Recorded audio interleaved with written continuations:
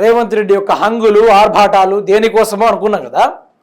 ఇక మీరు చూడండి మిత్రులారా, మొన్నటికి మొన్న ఏమన్నాడు, కొన్ని మీడియా ఛానల్ వాళ్ళు బాగా ఎక్కువ చేస్తూ ఉన్నారు. నిద్ర లేచినా, పడుకున్నా, బాత్రూమ్ పోయినా, తిండి తిన్నా, కొంచెం బయట తిరుగుదామని పోయినా సోషల్ మీడియా వాళ్ళ చెవుల కాడ బాకాలు పెట్టి ఊదినట్టు ఊదుతా ఉన్నారు అనుకుంటూ మాట్లాడిండు కదా. ఇప్పుడు మంత్రుల మీద రేవంత్ రెడ్డి బ్లాక్ మెయిలింగ్ రాజకీయాలు చేస్తూ ఉన్నాడు. ఇవాళ మంత్రుల మీదనే, మెయిన్ సీనియర్ లీడర్ల మీదనే ఎవరితో చేతులు కలిపి తెలంగాణ జగదీష్ రెడ్డి గారు అంటారు కదా, స్లాటర్ హౌజులు నడుపుకొని ఓ గాడిద అనుకుంటూ ఏబిఆర్ రాధాకృష్ణన్ అంత పెద్ద మనిషిని పట్టుకొని గంత మాట అన్నా, ఆయనే అంత మాట అన్నాడు కదా. ఎవరి గురించో కాదు, ఏబిఆర్ రాధాకృష్ణన్ గురించి. ఇది మనం పర్సనల్గా అంటలేం, రాజకీయ నాయకులు అంటుంటే మనం చెప్తా ఉన్నాం. నిజంగానే నడిపిండేమో ఎవరికి తెలుసు. సరే ఇలా చూడండి, నేను చెప్తే రాయండి, ఏది పడితే అది రాయొద్దు. మంత్రుల మీద రాయాల్సి వస్తే నన్ను అడగండి, 365 రోజులు మీకు అందుబాటులో ఉంటా. మంత్రులను బద్నాం చేయకండి. ఏబిఎన్ ఆంధ్రజ్యోతిలో వచ్చిన కథనాలు తప్పు, నా నాయకత్వం మీద నమ్మకం పోతుంది. సింగరేణిలో బొగ్గు కుంభకోణం జరగలేదు, ఈ ప్రభుత్వంలో అవకతవకలకు తావే లేదు. మంత్రులందరం సమన్యాయంతో పనిచేస్తున్నాం, మీడియా పంచాయతీలోకి మమ్మల్ని లాగొద్దు. ఖమ్మం సభలో సీఎం రేవంత్ రెడ్డి గారు మాట్లాడడం జరిగింది. అయితే నేనేమంటున్నా అంటే,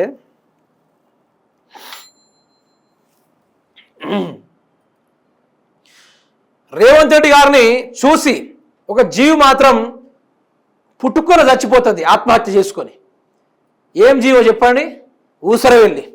మరి నాకన్నా ఇన్ని రంగులు మారుతున్నాడు, ఈయన మించే రంగు మార్చేటోడు ఇంకోటి లేడు, ఇక నాకే పోటీకి వస్తుండని ఆ ఊసరవెల్లే చెట్టు మీద నుంచి పడిపోయి చచ్చిపోయి వ్యవహారాలు చేస్తున్నాడు ముఖ్యమంత్రి రేవంత్ రెడ్డి. మంత్రుల గురించి లీకేజీలు ఇచ్చేది ఈయననే, మంత్రుల యొక్క భాగవతాలు రాసేది ఈయననే. మరి పేపర్ని బేస్ చేసుకుని అనలైజ్ చేసుకునే యూట్యూబర్ల మీద విజిలెన్స్, సైబర్ క్రైమ్ డిపార్ట్మెంటు, అబ్బబ్బబ్బ ఏమి డ్రామాలు, ఎన్ని కథలు. మరి ఆ రోజు ఎన్టీవీ రాసే ఎన్టీవీ మీద సిబిఐని పంపించారు, మరి ఈరోజు ఏబిఎన్ రాధాకృష్ణ ఆఫీస్ మీదకి ఎందుకు పంపలే? రేవంత్ రెడ్డి గారట ఏబిఎన్ రాధాకృష్ణ గారికి 25 ఎకరాల రూపాయలు దారదత్తం చేశాడట. నువ్వు ఏమైనా చేయి, తెలంగాణ రాష్ట్రంలో టీడీపీ జెండా ఎగరాలే, ఇక్కడ ఉన్న కాంగ్రెస్ మంత్రుల పరులందరూ పోవాలి, వాళ్ళ యొక్క రాసలీలు కావచ్చు, వాళ్ళ యొక్క కుంభకోణాలు కావచ్చు, వాళ్ళ యొక్క స్కాములు కావచ్చు, అన్ని బయటపెట్టు. నీకు ఇంకో 25 ఎకరాలు కాదు కదా, హైదరాబాద్ మొత్తం రాసిస్తా నీకు అనుకుంటూ రాధాకృష్ణన్ గారితో ఓ ముఖ్య నేత డీల్ సెట్ చేసుకున్నాడు. డీల్ సెట్ అయిపోయింది. ఈయన చిట్కా వేసుకునే రేటు ఫలానా మంత్రి టార్గెట్ అంటే కథం టార్గెట్ గిట్లు ఉంది, ఇదేం లేదు. వాటాల కాడ లొల్లి, రేవంత్ రెడ్డి లెక్క చేస్తలేదు సీనియర్లు, వాళ్ళని ఆయన దారిలో తీసుకురావడానికే ఈ కార్యక్రమం. నేను చెప్తేనే చేయండి, ఏంది ఇది?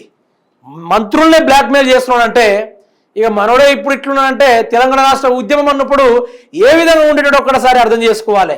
ఈయనకు రాజకీయాలు వెన్నుతో పెట్టిన విద్య ఇట్లాంటి కార్యక్రమాలు చేసుట్లా. మళ్ళీ ఏం తెలియకుండా మీడియా వాళ్ళు జాగ్రత్తగా రాయండి, మీకు మంత్రుల గురించి ఏమైనా కావాలంటే నన్ను అడగండి, 365 రోజులు మీకు అవైలబుల్గా ఉంటా అంటే యూరియా కార్డు అవైలబుల్ ఉన్నాడు, 6 గ్యారెంటీల కార్డు అవైలబుల్ ఉన్నాడు, ప్రజల సమస్యల కాడ అవైలబుల్ ఉన్నాడు, ఎక్కడ అవైలబుల్ ఉన్నాడు. కానీ ఓన్లీ మంత్రుల మీద ఈ యొక్క ఘోరమైన నీచమైన రాజకీయాలు రాయడానికి మాత్రము ఆయన ఎనీ టైం అవైలబుల్లో ఉంటాడు అన్నట్టు. ఇది రేవంత్ రెడ్డి గారి యొక్క అసలు కథ, అసలు రంగు, అసలు విశ్వరూపం.